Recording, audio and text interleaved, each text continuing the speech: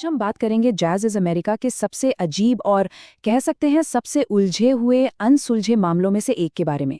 ये कहानी है धर्म की, जुनून की और एक ऐसे क्राइम सीन की जिसे किसी संदेश की तरह सजाया गया था।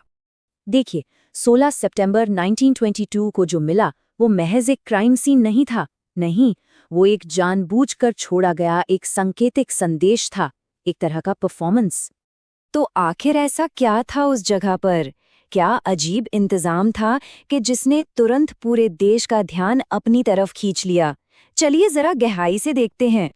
अब सोचिए जरा, पुलिस को जो कुछ भी मिला वो कितना सोचा समझा हुआ लगता है। 2 लाशें एक अजीब से रोमांटिक पोज में रखी हुई, उनके बीच में फाड़े हुए लव लेटर्स बिखरे हुए थे और रेवरेंड का अपना विजिटिंग कार्ड उनके जूते पर टिका हुआ था।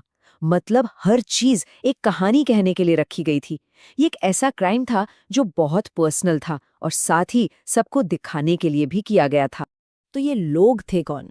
एक तरफ थे 41 इयर्स के रेवरेंड एडवर्ड हॉल, एक बहुत ही जाने माने पादरी, और दूसरी तरफ 34 इयर्स की एलेनोर मिल्स, जो उन्हीं के चर्च में गाना गाती थी। उनके अफेयर की कानाफूसी तो पहले से ही थी, लेकिन इस क्राइम सीन ने उन कानाफूसियों को चीख चीख कर सबके सामने ला दिया। अब आगे बढ़ते हैं और देखते हैं कि कैसे इस केस में हुई हिंसा भी अपने आप में एक कहानी कहती है। ये सिर्फ इस बारे में नहीं था कि उन्हें मारा गया, बल्कि इस बारे में था कि उन्हें कैसे मारा गया। यहाँ पर ना हिंसा में एक बहुत बड़ा फर्क दिखाई देता है। रेवरेंड हॉल को सिर में सिर्फ एक गोली मारी गई थी, एकदम साफ, जैसे कोई सजा दे रहा हो।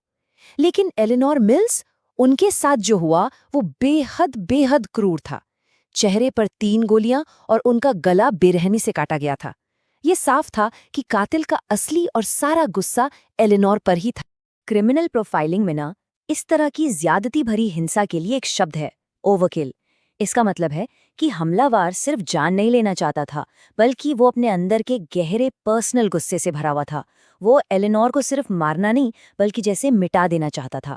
और ये देखिए, ये बात कितनी सांकेतिक थी। पोस्टमार्टम में एक और खौफनाक बात पता चली। एलेनोर की जीभ और उनके वोकल कॉर्ड्स, मतलब स्वर यंत्र, निकाल दिए गए थे। एक गायिका की आवाज को हमेशा के लिए खामोश कर दिया गया था, वो आवाज जो एक पादरी के लिए गाती थी। ये संदेश एकदम साफ और डरावना था।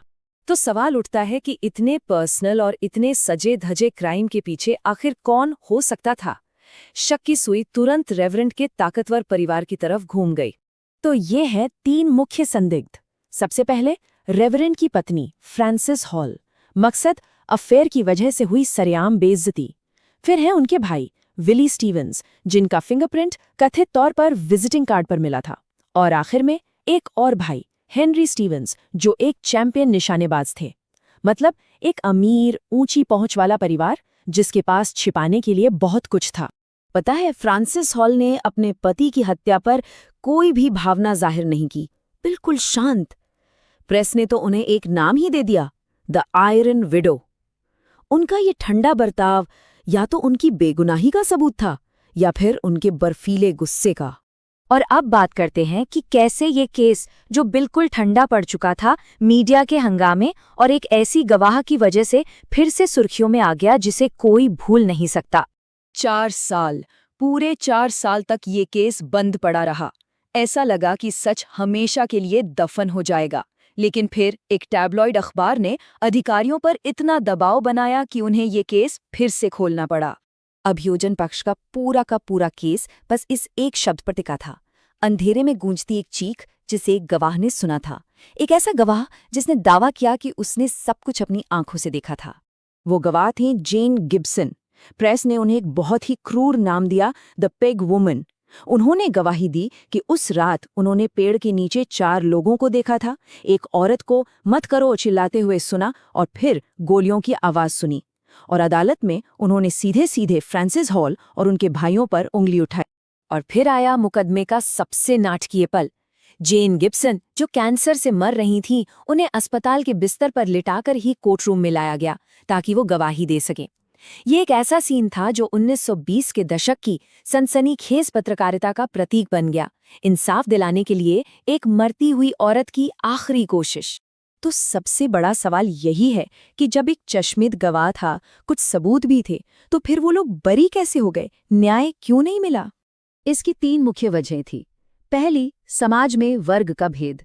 यूरी ने एक अमीर पढ़े लिखे परिवार के खिलाफ एक अनपढ़ किसान की गवाही पर भरोसा नहीं किया। दूसरी वजह, क्राइम सीन पूरी तरह से खराब हो चुका था, सैकड़ों लोग वहां घूम चुके थे। और तीसरी, विली स्टीवंस ने कटघरे में आकर इतना अजीब लेकिन आकर्षक ड्रामा किया कि जूरी को यकीन हो गया कि वो ऐसा अपराध कर ही नहीं सकता। हॉल मिल्स हत्याकांड आज भी एक बहुत परेशान करने वाला सवाल छोड़ जाता है।